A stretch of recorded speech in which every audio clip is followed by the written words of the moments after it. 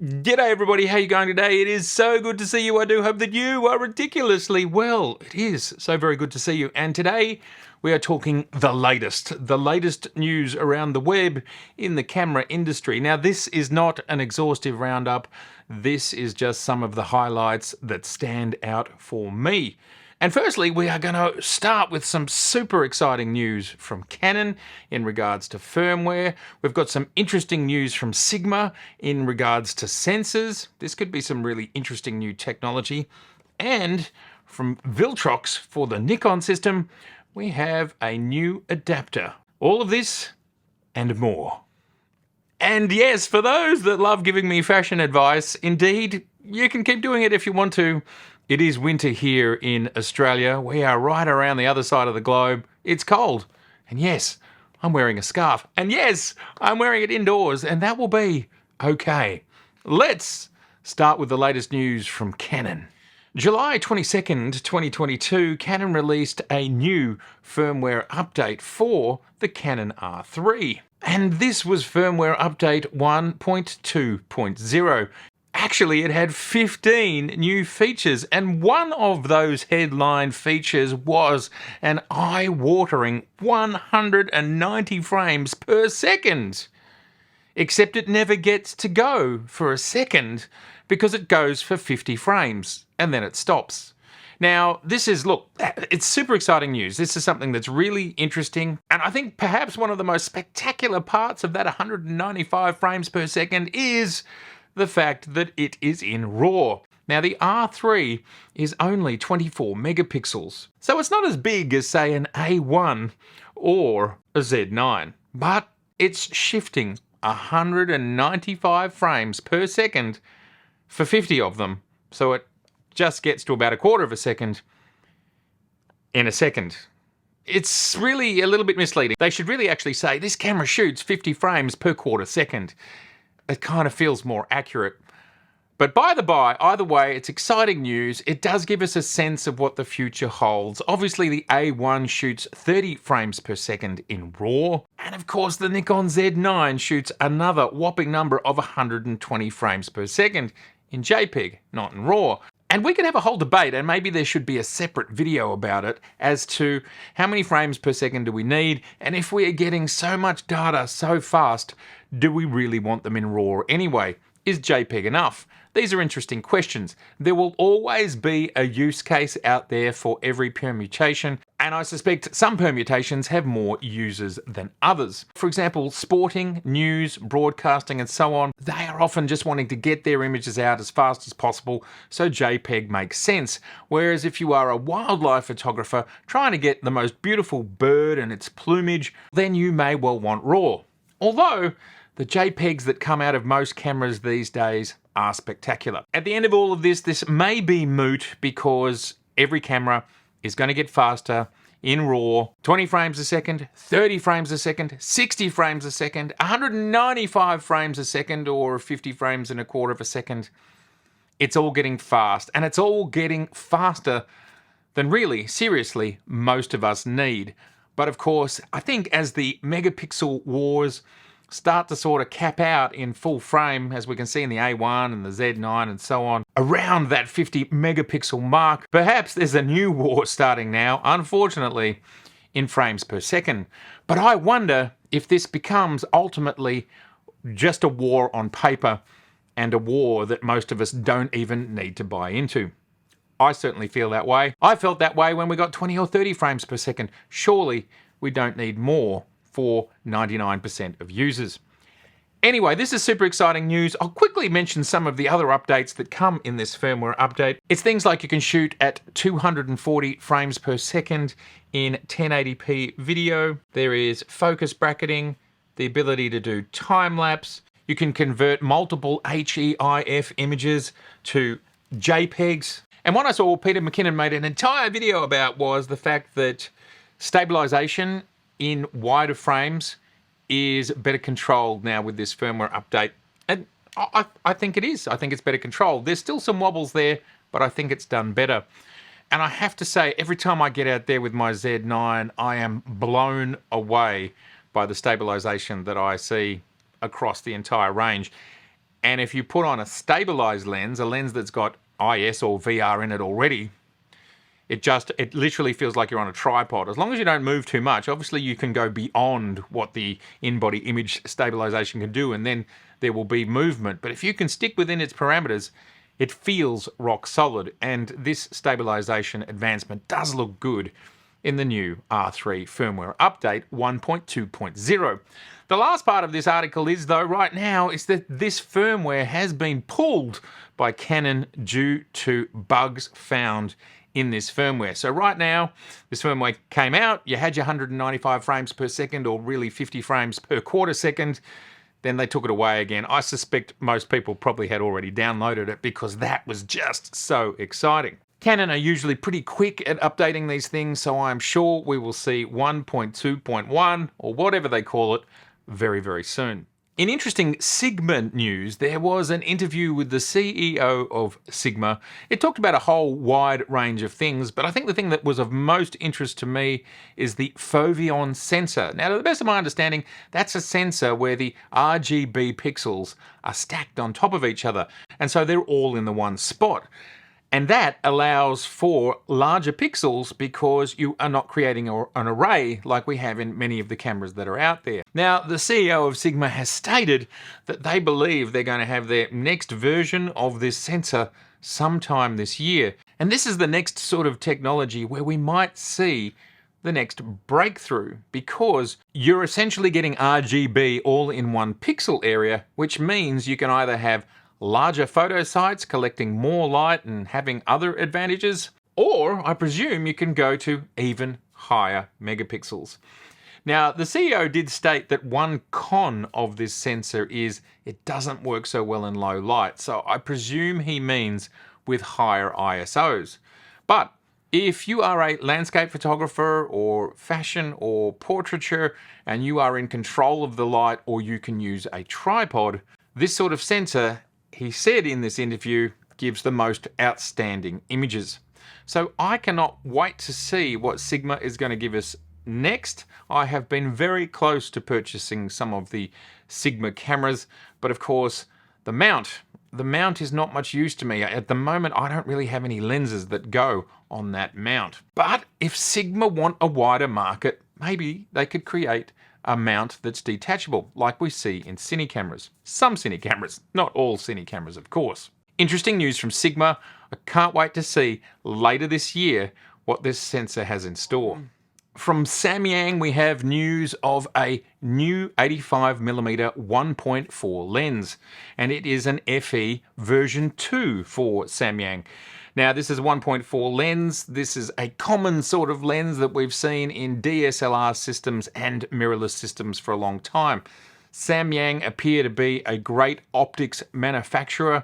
I personally have not used any of their lenses. This is an exciting release for Sony E-mount cameras. And in Samyang's press release, they state 4 major advantages. The first one being that it is lighter and smaller. Secondly, it has excellent resolution, and the bokeh is super creamy. You can hear me talking about that in this video right here. And it now packs SDM motors that are quieter and faster, so that is awesome. We all don't mind a good SDM motor in our lenses. And it packs some professional controls as well as professional levels of reliability. Next, from Exascend, they have released a Cfexpress Type A card for Sony cameras. I'm pretty much sure that it is only Sony cameras that are using the Type A at the moment. Something that continues to be of interest to me is the sizes of these cards are not particularly large, as we have often talked about. For example, Cfexpress Type B, 0.5 terabyte, 1 terabyte, 2 terabytes, which leads me to what I'm going to talk about next. These are becoming normal sorts of sizes in Cfexpress Type B. These cards here, they come in 3 sizes, 120 gig, 180 gig, and 240 gig. And they are saying that it has a sustained read speed of 800 megabytes and a sustained write speed of up to 550 megabytes. Now again, what's of interest to me is these speeds are roughly about half of what we see with good quality Cfexpress Type B cards. So I still wonder why Sony insist to go with this format. And it may simply be the ergonomics of the fact that you can get an SD slot and a Cfexpress Type A slot in the one slot. So Sony users have the best of both worlds when it comes to card form factor. But they are right now ultimately being limited by maximum recording time, like how long can you record for before you change card, and, well, the speeds. These cards are just not getting any faster at the moment when we have the Cfexpress Type B standard being so much more. Anyway, it's interesting and it's great to see another card on the market. What this does mean is prices will continue to come down on these cards because they are very expensive at the moment. Now, just while we're talking about cards, I wanted to talk about this exciting new release from Pergear. Now, my head's too big and oh, there it is. That is a 2 terabyte card from Pergear. Thank you very much, Pergear. They have sent this to me. I have been testing this for about 2 weeks now. I have, I think, something in the order of about 5 or 6 different Pergear cards, now going for as long as 2 years. I have not had a single problem with any of those cards. This card is epic. I'm going to make a video about it, but I did do some testing on the Z9 in regards to using the 8.3K N RAW. And was it fast enough? Now, on their website, they say it can't do it. It can't do it in 60 frames per second, but I was able to record. Well, you'll have to watch the video to see how long I was able to record for 8K RAW onto this 2 terabyte card. Did it go the full distance? Was I able to fill it? But here we have these types of cards. They are far faster and far more affordable than the Cfexpress Type A variant. To some more Nikon related news, and yes, here it is. Here is Viltrox's NF To Z. I presume that means Nikon F To Z as opposed to the FTZ that comes from Nikon. This is a third-party adapter. It's interesting. I don't know if there's any other third-party adapters like this on the market, but we are now almost 4 years into the Z mount. And is this the first one?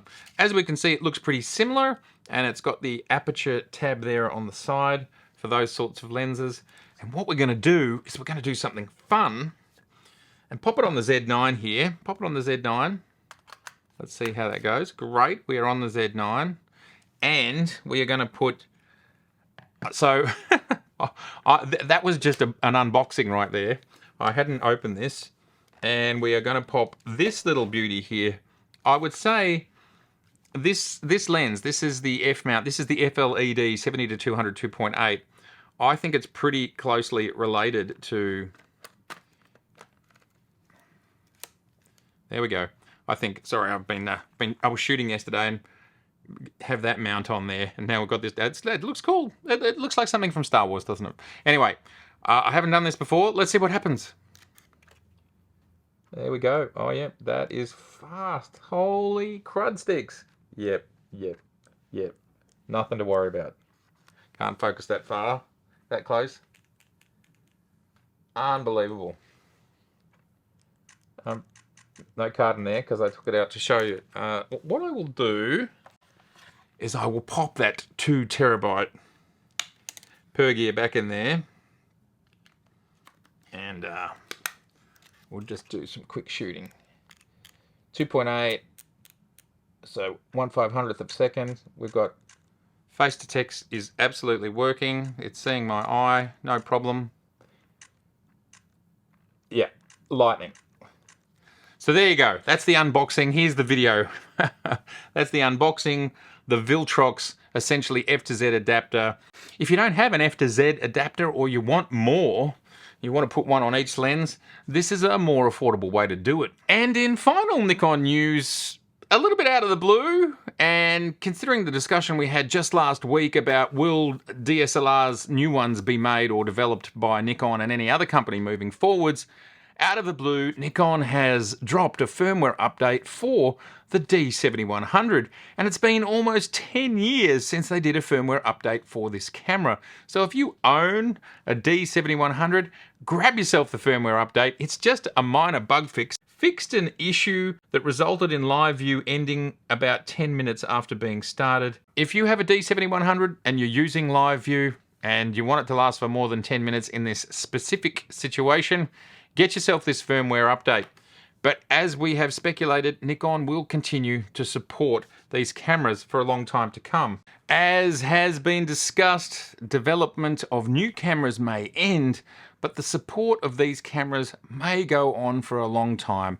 And the fact that Nikon has put a firmware update out for this camera after almost 10 years, well, that's an intriguing and interesting sign of the longevity of support that Nikon might continue to have for their DSLR line of cameras. Interesting stuff. All right, everybody. Well, it's been absolutely fantastic to see you. And I'd love to hear your thoughts about any of those releases. Are you a Canon R3 user? And how do you feel about 195 frames per second? Actually, how does anybody feel about 195 frames per second or 50 frames per quarter second? Will you or are you interested in that new Sigma sensor? And Sony users, what about that new Samyang 85mm? Do please let me know in the comments below what you think of all of those new exciting products and more. And what about this? The new Viltrox F To Z adapter. Could this be on your 3rd, 4th and 5th lenses, F-mount lenses that you just want to keep using on your Z9 or your Z7 or whatever because they work so well? Let me know in the comments below. It's been so good to see you. Now, if this is your first time here, I would love to see you again. So yeah, please do subscribe and please share. And don't forget to like and click on the notification bell.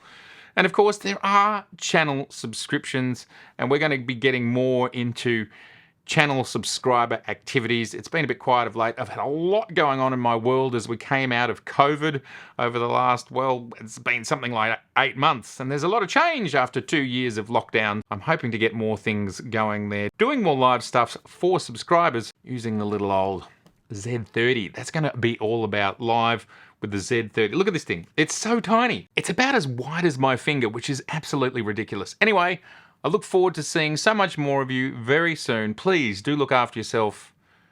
And remember, make art. Have fun. Get out there. Keep walking. Get that pulse going. It's good for us. It's good for our minds. And it's good for our mental health. And it's good for our health, our physical health. Okay, enough from me. Bye-bye. That's the latest.